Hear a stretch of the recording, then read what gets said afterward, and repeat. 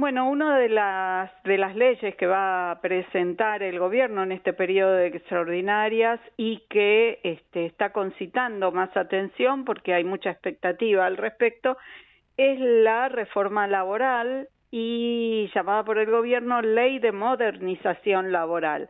Va a entrar por el Senado y ya trascendieron algunos detalles de lo que se va a presentar y lo que se va a discutir, y vamos a ver con un experto en temas laborales, en estudios sociales, si estas reformas efectivamente o lo que trascendió de las mismas van a generar un ámbito más agradable para que las empresas generen más puestos de trabajo, para que se blanquee personal, para que el mercado laboral crezca en la Argentina. Está con nosotros Jorge Colina. ¿Qué tal, Jorge? Muy buenas noches, bienvenido, titular del Instituto IDESA. ¿Qué tal, Laura? ¿Cómo estás? Bien, bien. Bueno, gracias por recibirnos nuevamente y participar del programa. Te quería ir preguntando así tipo ping-pong por las principales cambios que va a acercar la Ley de Modernización Laboral. Uno de los temas más hablados es el cambio en las indemnizaciones, en donde se tomaría un promedio del sueldo regular y se dejarían fuera del cálculo bonos, horas extras y aguinaldo, ¿no? ¿Cuál es tu opinión al respecto? Digamos, el ejemplo del cambio en indemnizaciones ejemplifica mucho de los cambios que se quiere hacer con la ley, en el sentido de que no son cambios en sí mismos, sino son interpretaciones.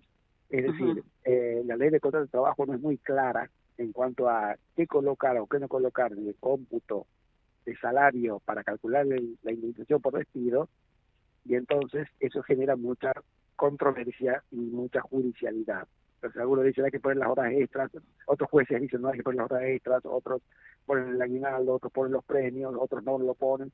Entonces, en la realidad está como indeterminado el salario con el cual se calculan las indemnizaciones. Entonces, Sí. la intención del gobierno es decir, bueno, vamos a decidir bien qué es lo que incorpora el salario con el cual se va a calcular la indemnización por despido. Es un cambio ordenador, porque no es que está imponiendo algo a la justicia, ya que está diciendo, algunos jueces dicen una cosa, otros dicen otra, bueno, vayamos por el camino en medio. Entonces, Exacto. es como para darle una certeza también a los jueces diciendo, bueno, sentenciemos todos más o menos lo mismo. Y así tienen casi todos los artículos que están pensando, digamos, el gobierno, son así, o sea, son como para ordenar las interpretaciones con las que se está aplicando en la ley de contrato de trabajo a fines de bajar los niveles de judicialidad primero y de controversia. Entonces, dando más seguridad a la relación laboral, se apuesta a que las grandes empresas, y las medianas también, se animen a dar más empleo. También se habla de una actualización, un cálculo de actualización que sea con el IPC, el índice de precios al consumidor, más 3%. También es una medida ordenadora, pero ¿los jueces la van a aceptar? Sí, ya la aceptaron incluso. Esa es una fórmula que está en el decreto 70, muchos jueces la están aplicando, no hay resistencia de la justicia para aplicarla, creo que está muy bien que la pongan en la ley, pero es una fórmula que funciona bien en la medida que no tengamos mucha inflación. En la medida que tenemos una inflación muy controlada, eso funciona, porque el IPC más 3%, un empleador lo puede pagar. Lo que no puede suceder, porque está matando empresas, es aplicar ese mismo criterio para el pasado. Porque en el pasado el IPC se ha descontrolado. El 2023 estuvo en 100% y el 2024, perdón, el 2022 estuvo en 95%, el 2023 estuvo por arriba del 100% y el 2024 también, o sea, estuvo en 200%. Entonces, cuando uno aplica IPC más 3% a los juicios del pasado, arrojan estas locuras, como el caso del mozo que despidieron, que le ponía mucho énfasis al tema de que la jueza había puesto la propina, pero la verdad que ese juicio terminó en 250 millones porque le aplicaron el IPC más 3%. El mozo de Piegari. Claro. Entonces termina en semejante locura por la fórmula de actualización. IPC más 3 por inflaciones del 95, 217 y 120. O sea, en ese sentido, por eso fue exorbitante el monto que dio. Entonces, hay que prever para los juicios del pasado un índice especial. Y luego para el futuro sí puede IPC más 3, pero para el pasado hay que tener un índice especial que lo debe, bueno, que el Banco Central se está ocupando de definirlo. Bien, relacionado con esto se está por implementar un fondo de asistencia laboral que en el proyecto anterior se llamó fondo de cese. Creo que es más o menos lo mismo, pero que el fondo de cese no funcionó, no tuvo aceptación y ahora sería a cuenta de las cargas sociales que se están pagando, es decir, no sería una erogación extra, sino que se deduce de lo mismo que ya se paga. En la versión de la ley base es lo que decía que por convenio colectivo, un sindicato de actividad junto con una cámara empresaria deberían definir el fondo de cese. El error conceptual que comete esa posición del gobierno es que no tuvo en cuenta de que en la Argentina no hay negociación colectiva a nivel de sindicatos sectoriales y a nivel de cámara. Lo que hay son paritarias. Entonces, se determina, digamos, el aumento del salario y nada más. Pero negociación colectiva, las últimas fueron en el año 75, en la época del Rodigazo. O sea, la última negociación colectiva del sindicato del comercio fue el 75, de Mata 75, de Metalúrgico del 75. El más reciente será Camionero del 87. Pero no hay negociación colectiva. O sea, porque los sindicatos centrales no quieren negociar nada, quieren mantenerse con esos convenios viejos, y solamente quieren actualizar las paritarias nada más. Entonces, pretender que se junten Moyano con la Cámara de Transporte a hacer un fondo de despido es una ilusión, que hace 50 años que no se negocia. ¿Y el fondo de asistencia laboral sí te parece viable? ¿Lo administraría la Comisión Nacional de Valores? Digamos, en principio no me parece viable porque la Comisión Nacional de Valores no administra nada. Es un ente regulador para administrar fondos. Y lo otro, el problema con el fondo de despido es que si uno tiene una indemnización por despido definida, es muy difícil luego pagar eso con una cuota muy baja. Poniéndolo de otra forma, todo el mundo mira a la construcción. Sí. Entonces, está bueno esto que el empleador pone un poco de plata y luego se saca de encima el problema de indemnización. El empleador en la construcción no se saca de encima el problema porque tenga el fondo de despido. Se lo saca porque no tiene despido, no tiene indemnización por despido. O sea, cuando termina una obra, el trabajador se lleva la plata que tiene el fondo, no lo que dice la ley de contrato de trabajo, que es un preaviso más un salario por cada año de antigüedad y más multas. No, eso no se aplica en la construcción. En la construcción no hay indemnización por despido. Lo que hay es un fondo, el que pone la plata y el trabajador cuando termina la obra se lleva esa plata. Por eso funciona la construcción. Pero en la ley de contrato de trabajo hay definida una indemnización que no necesariamente va a costar 2, 3 o 4% del salario, como muchos quieren que cueste. Bien. Entonces, ¿no ves viable esto del fondo de asistencia laboral al 3%? Digamos, en principio, como conceptualmente está planteado que haya un fondo que se pone plata y eso paga las indemnizaciones, no es viable. El problema del fondo es, digamos, en la construcción funciona no porque haya un fondo, sino porque no hay indemnización por despido. Acá, en la ley de contrato de trabajo, hay indemnización por despido. Y un fondo no es la solución total al problema. Puede ser una solución parcial, pero no total. Bien.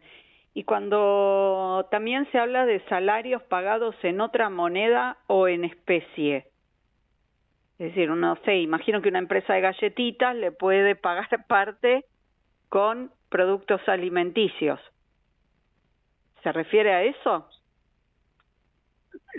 Sí, la verdad que eso es contradictorio con la idea de tener un solo salario en la indemnización, porque hoy las empresas pagan así, le dan mercaderías a los trabajadores, a los jefes le pagan el celular, a otro le pagan el colegio de los chicos, a otro le pagan cursos en inglés, y luego, después lo que termina es que cuando viene la desvinculación laboral, los trabajadores le piden al juez, y los jueces muchas veces, no siempre, acceden a meter el gasto que hubieran tenido de celulares, de cursos en inglés, de colegios de los chicos, de las carpetitas que le dieron, dentro del salario con el que se va a calcular la indemnización. Uh-huh. Entonces, si por un lado queremos aclarar bien cuál es el salario de indemnización, no es lo mejor dejar abierto a que haya pagos en especies. Claro. O en todo caso, dejar muy claro establecido que pago en especie no entra en la indemnización.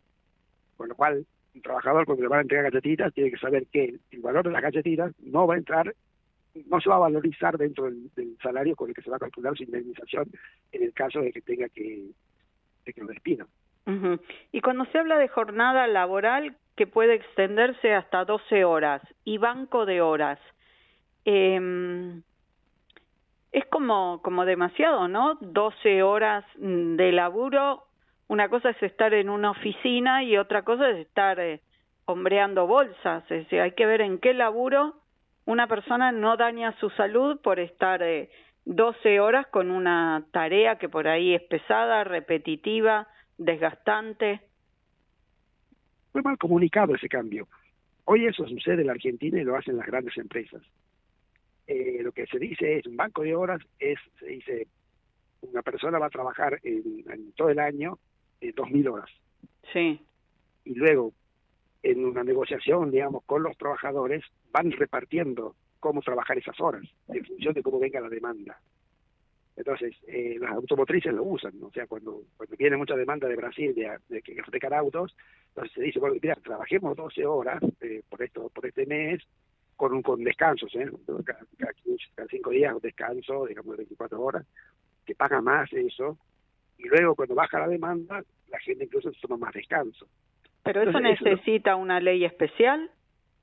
Eso lo hacen por convenio colectivo. Lo que pasa es que las grandes empresas tienen sus propios convenios. Claro. Porque tienen mucha plata y pagan mucho. Ahora, las pymes no pueden hacer esto. En el fondo lo hacen en negro.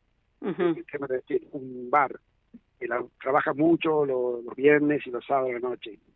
Es posible que le esté diciendo, y los viernes y los domingos también. Es posible que le esté diciendo a los trabajadores, trabajemos muchos, viernes, sábado y domingo, 12 horas, se paga un poco más, y luego lunes, martes y miércoles se descansa.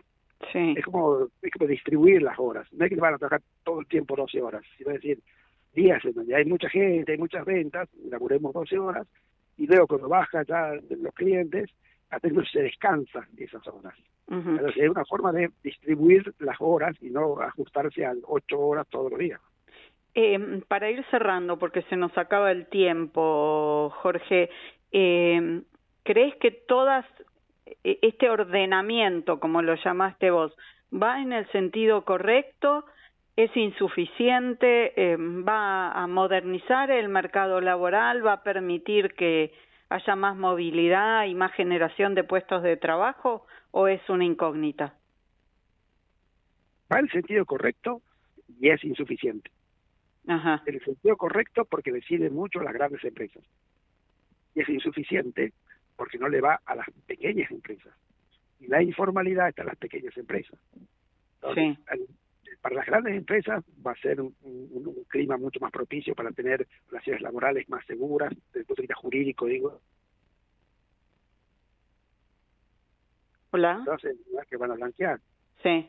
La informalidad está en los microemprendimientos. Uh-huh. Para ellos no hay nada, por lo menos de lo que se habló hasta ahora. Entonces, yo creo que habría que ahí bajar fuertemente las contribuciones patronales para los microemprendimientos y liberar a los microemprendimientos de aplicar los convenios colectivos sectoriales, o sea, los convenios colectivos de actividad.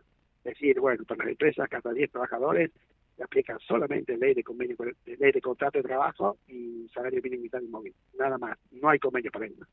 Y eso la va a liberar de una gran cosa, o sea, de salarios impagables para ellos, de condiciones incumplibles para los pequeños emprendimientos y del alto costo que tienen las cargas sociales. ¿Crees que ese contenido se puede agregar a la ley? ¿Hay senadores que estén al tanto y que lo puedan generar una modificación? ojalá que los senadores estén al tanto, no solo al tanto, sino a la altura de las circunstancias, porque este problema de un sector, un tejido productivo donde son masivos los microemprendimientos, son en el interior del país. Las leyes se hacen en Buenos Aires, donde están las grandes empresas, las multinacionales y todo esto, entonces las leyes son para ellas. Pero desde Córdoba hacia arriba, ahí es donde solamente hay microempresas, y son los senadores, gobernadores de esas provincias las que deberían pedir sumar más medidas que le permitan trabajar en blanco a los microemprendimientos.